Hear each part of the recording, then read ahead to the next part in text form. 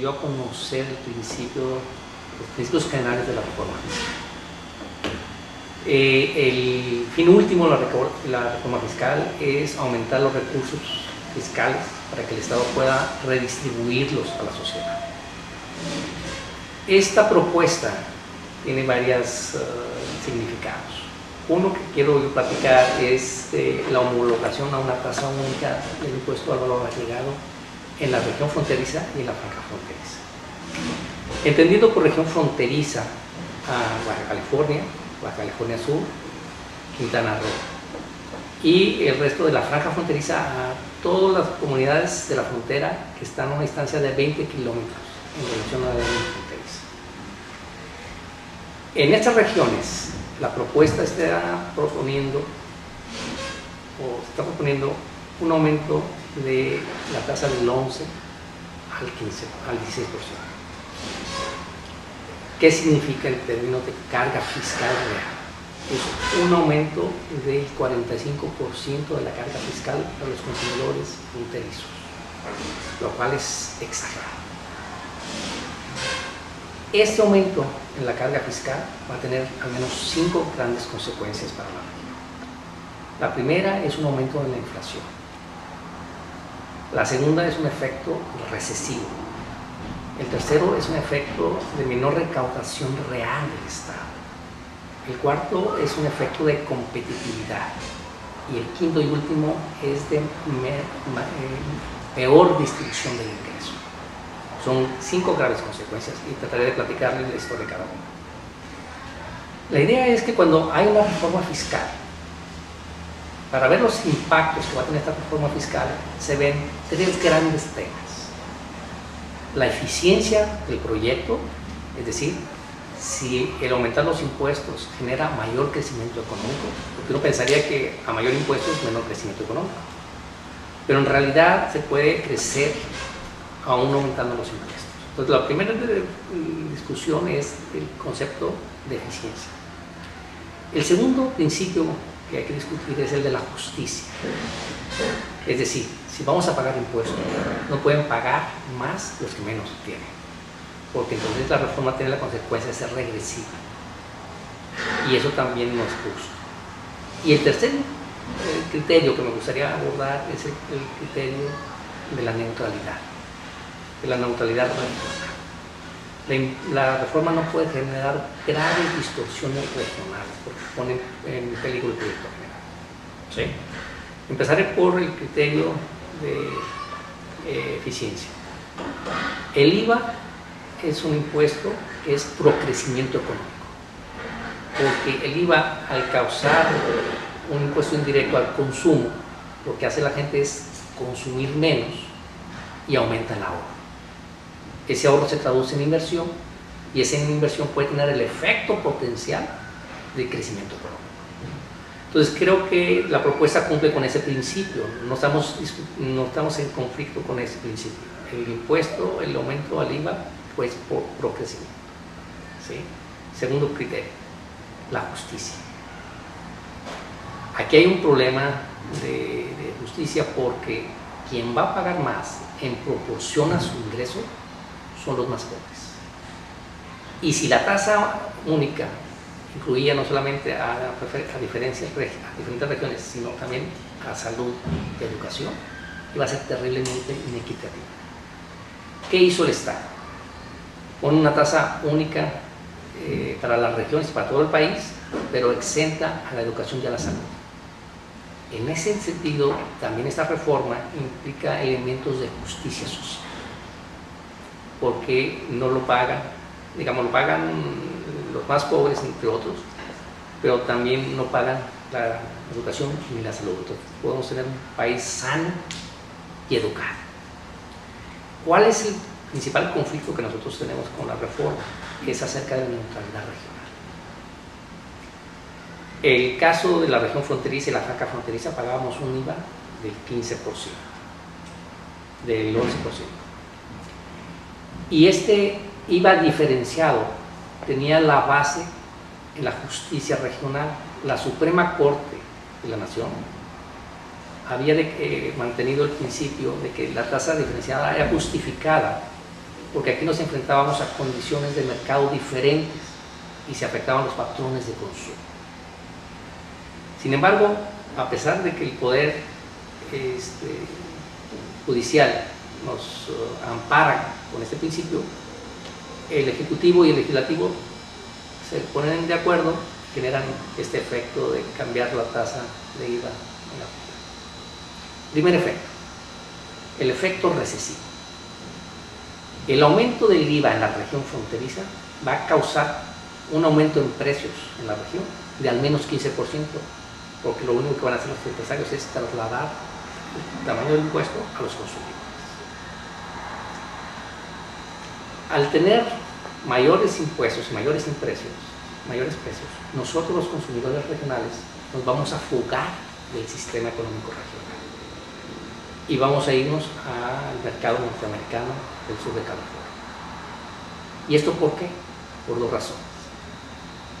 La sensibilidad de la demanda de bienes en la frontera es mucho más alta que la sensibilidad de la demanda en el resto del país, porque ellos no tienen la capacidad de dos mercados, nosotros sí tenemos. Y segundo, porque nosotros históricamente tenemos una propensión marginal a importar bienes 3.5 veces mayor a la nacional. Entonces, eso va a generar un efecto inflacionario importante. Segundo, el efecto recesivo. El aumentar los impuestos me va a causar un aumento en precios. Y el aumento en precios me va a causar dos cosas. Primero, que tenga yo menos capacidad adquisitiva, porque tengo que pagar más por inflación. Y segundo, el desvío de mis preferencias hacia mercados internacionales. Eso lo que va a generar es que haya menor actividad económica en el Estado y consecuentemente va a tener un impacto social importante. Va a haber mayor desempleo. ¿Eso por qué es cierto? Porque en la frontera, en Baja California, es la única entidad federativa del norte cuya población está sentada en la región fronteriza en 90%. Si yo tengo el 90% de la población, ellos pueden importar, pueden consumir en Estados Unidos y tienen mayor aumento de precios, lo van a hacer. ¿Sí? Tercer factor, en términos de la recaudación. El gobierno piensa que va a recaudar por concepto del IVA solamente en la región fronteriza aproximadamente 18.000 millones de pesos por el aumento del IVA. Sin embargo, estoy seguro que por la fuga de consumidores va a recaudar mucho menos. ¿Y esto qué va a implicar? Que el Estado hizo un mayor esfuerzo impositivo y tiene una menor recaudación real. Entonces, en lugar de aportar, vamos a desaportar. ¿Sí? Al final, el otro elemento es el de la justicia. En términos de la proporción del ingreso, los que más pagan son los más pobres. Y los más pobres, además, no tienen una visa para cruzar Estados Unidos. La visa en Baja California y en particular en la frontera otorga el servicio norteamericano en función de dos criterios: tu trabajo y tus propiedades. Entonces, la que obtienen la visa realmente son gente de clase media a clase alta. La clase media y la clase alta son los que se pueden fugar del sistema, son los que pagan menos en proporción a su ingreso al total, y entonces quien va a pagar fundamentalmente el costo del IVA de esos 18.000 millones son los pobres. Finalmente, el efecto competitividad. En Estados Unidos y en particular en el sur de California, las tasas de impuestos corren dentro del 7 al 8,5%. Eso comparado con una tasa del 11% que teníamos anteriormente. Ahora esta comparación va a ser contra una tasa del 16%. Es decir, en términos relativos, los bienes y servicios de Baja California van a pagar 25% más en términos de impuestos que el sur de California. Y eso nos va a afectar gravemente otra vez a la capacidad competitiva del Estado. Finalmente, hay una discusión a nivel de Estado en que dicen, mira, este es un palo dado.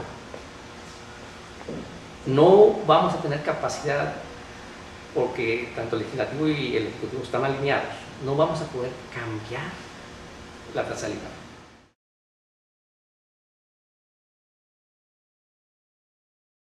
Lo que tenemos que hacer es negociar por otro instrumento regional que nos permita mantener la competitividad. Y yo planteo lo siguiente. En el caso del país, se utiliza el concepto de devolución de impuestos a extranjeros en aeropuertos internacionales y en puertos marítimos. En otras palabras, llega un extranjero a México, hace compras en México, va al aeropuerto para regresar a su país y le dice al Estado mexicano: devuélveme mis impuestos. Y el Estado se los da. Es uno de los principios que se tiene. Pero ese principio no se respeta en los puertos fronterizos terrestres. Aquí llegan los consumidores norteamericanos o extranjeros en general y cruzan la frontera y no tienen derecho a la devolución de impuestos. Entonces les estamos exportando la carga impositiva. Imagina que nos diga, o que le digamos al Estado: aceptamos la tasa del 16%, pero a cambio tú nos permites devolver impuestos a los extranjeros que crucen a México. Y eso nos daría un factor de competitividad importante, que nos permitiera el Estado devolver a los consumidores, porque eso haría que tuviéramos más flujo de visitantes en la región fronteriza. En todas partes del planeta. Nada más que en México lo hicieron la gente para puertos fronterizos, para aeropuertos y para puertos marítimos, pero no para puertos terrestres. Nos cancelaron esa ventaja a nosotros. Por otra vez, porque así la negociación, no estábamos representados, pero en todas partes del planeta, donde vayas, te devuelven tus impuestos como extranjero. Nosotros, si vamos a Estados Unidos, podemos pedir la devolución de impuestos. Saben que lo puedes hacer, que claro. Pero si tú vas con tu tarjeta del Walmart a Estados Unidos y quieres que te devuelvan, pues hay un procedimiento administrativo y te lo devuelven. Y nosotros no lo tenemos. Imagínate que tú le digas a los extranjeros: te doy una ventaja del 16% del IVA y además te lo voy a poner 4% más barato, 20% más barato del precio normal. Vamos a tener mucho más extranjeros. Si no podemos negociar que nos cambien la tasa, que nos den ese instrumento. ¿Cómo compenso? Porque de otra manera nomás que perdemos somos nosotros. La historia es cómo compenso eso, que se me van a fugar la gente. ¿Sabes cuánto pagamos nosotros? ¿Cuánto gastamos los bajacalifornianos en Estados Unidos al año? $6,000 millones. Sin distorsiones pagamos 16,000 millones de dólares. Con esta distorsión nos va a vaciar el Estado. 6,000 millones de dólares equivale al 35% del Producto Interno Bruto del Estado.